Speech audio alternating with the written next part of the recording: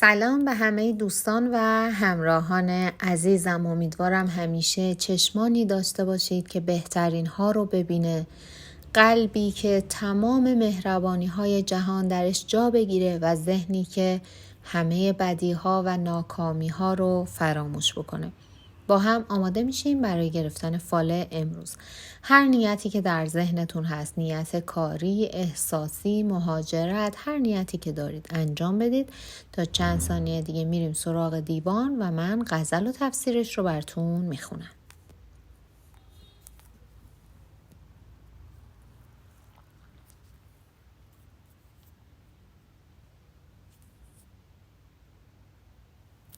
خب دوستان، اگر نیت هاتون رو انجام دادیم، با هم ببینیم حضرت حافظ امروز چطور ما رو راهنمایی میکنن. کنون که بر کف گل جام باده صاف است، به 100,000 زبان بلبلش در اوصاف است. بخواه دفتر اشعار و راه صحرا گیر، چه وقت مدرسه و بحث کشف کشاف است. فقیه مدرسه دیم است بود و فتوا داد، که می حرام ولی به ز مال اوقاف است. به درد و صاف تو را حکم نیست، خوش درکش، که هرچه ساقی ما کرد عین الطاف است. به برز خلق و چو عنقا قیاس کار بگیر، که صیت گوشه نشینان ز قاف تا قاف است. حدیث مدعیان و خیال همکاران، همان حکایت زردوز و بوریا باف است. خموش حافظ و این نکته های چون زر سرخ، نگاه دار که قلاب شهر صراف است. خب دوستان، باید بگم این غزل حضرت حافظ با وصف بهاران و فصل باده گساری شروع میشه و توصیه به گوشه‌گیری از مردم رو داره که دلیلی بر غمگین بودن روحیه خودش در اون زمان بوده. اما در تفسیر این غزل حافظ میگه شما انقدر در زندگیتون موفق میشید که همه شما رو خواهند شناخت. پس از افراد چاپلوس و متملق دوری بکنید تا از حسادت اونها در امان باشید و مراقب باشید که حسودان شما رو دچار دردسر نکنن و از بالا به پایین نکشن. با خداوند باشید تا از هر گزندی دور بمونید و موفقیتتون پایدار باشه. به قول معروف با خدا باش تا پادشاهی کنی. حافظ میگه تا زمانی که انسان در موقعیت مناسب قرار داره، دوستان زیادی دور و برش هستن، اما دوست خوب کسی که در زمان تنگ دستی و موقعیت‌های نامناسب در کنار انسان بمونه. دوستان، اگر نیت مسافرت داشتید یا اگر کسی به شما پیشنهاد سفر داد، حتما ازش استقبال کنید که برای شما منفعت داره. اما در حساب و کتابتون هم سعی کنید دقت کنید و از مال حرام دوری بکنید که باعث میشه آتشی به جان زندگی انسان‌ها بیفته. از اوضاع نسبتاً خوبی برخوردار هستید و در زندگیتون از نظر بقیه چیزی کم ندارید و حتی خیلی چیزهایی که بقیه آرزوش رو دارن شما دارید. دست از هوا و هوس بردارید، به اون چیزی که دارید قانع باشید که حسودان در کمین شما هستن تا زندگیتون رو خراب بکنن. حافظ بهتون هشدار میده نسبت به شخصی قد بلند با موهای فردار و خرمایی و پوستی گندمگون دقت بیشتری داشته باشید و مواظب باشید بیگدار به آب نزنید.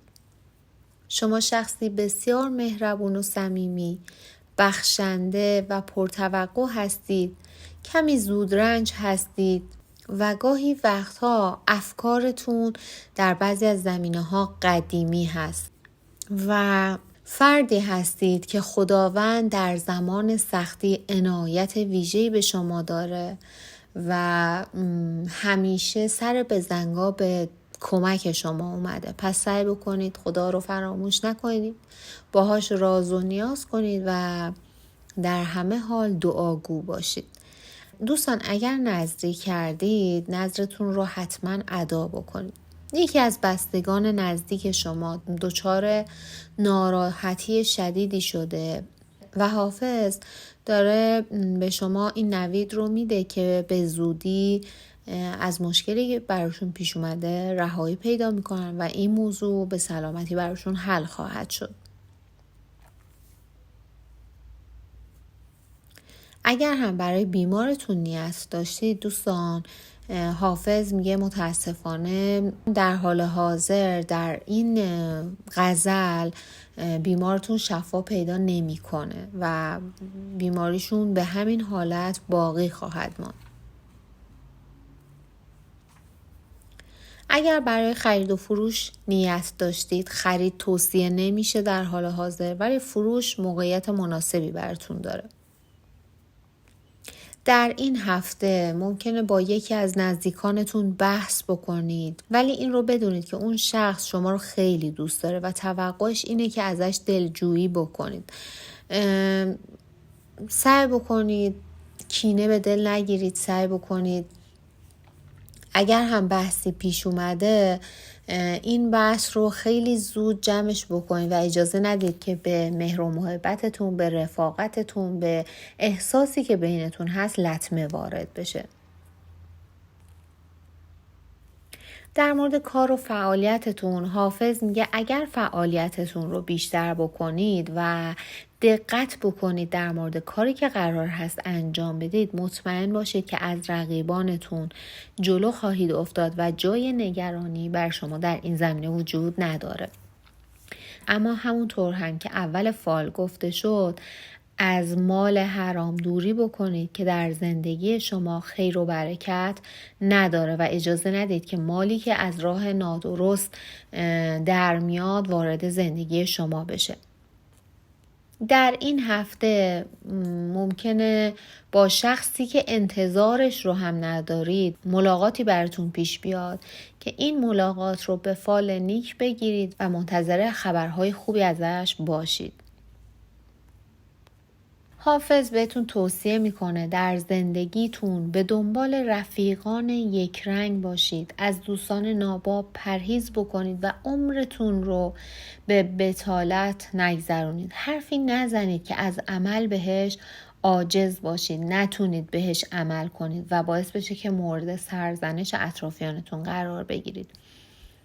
و در ادامه میگه آرزوهای شما نامحدوده ولی عمرتون محدوده، پس در انجام امور دقت بکنید، دنبال چیزهایی باشید که دست یافتنی باشن و در انجام امور خیر هم اقدام بکنید.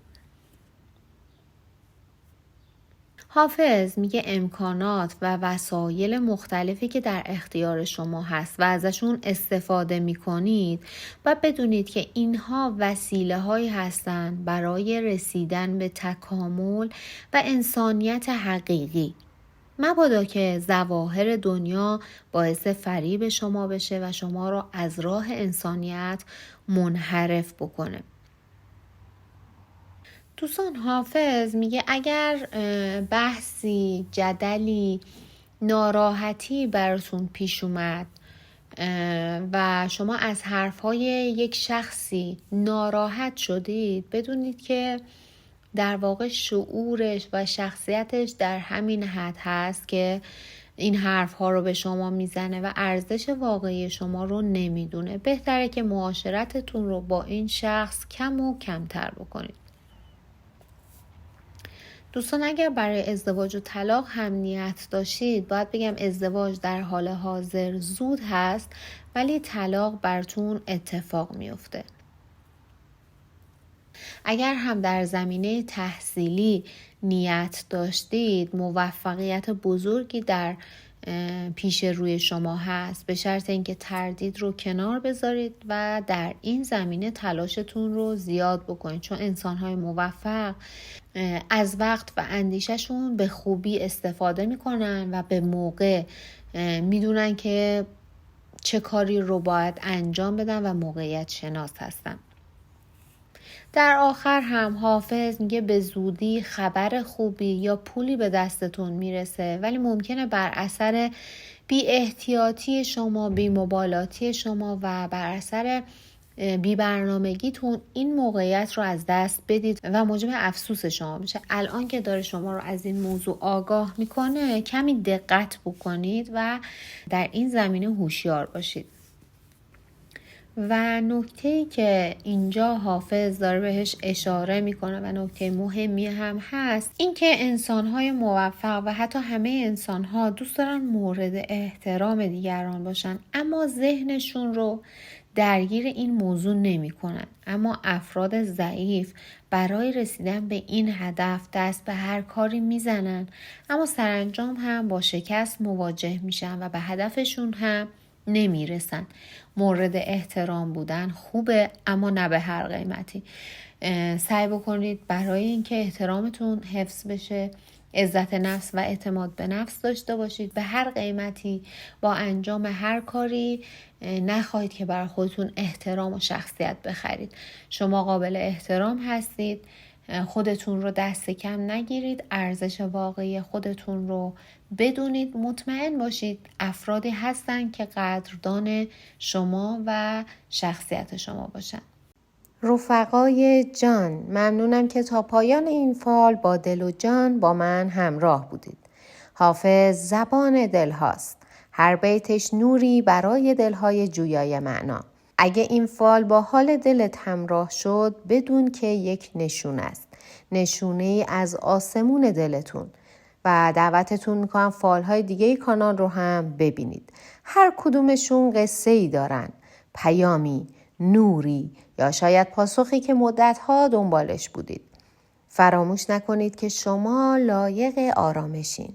آرامشی از جنس نور که حافظ همیشه در ابیات و غزلیاتش ازش حرف میزنه.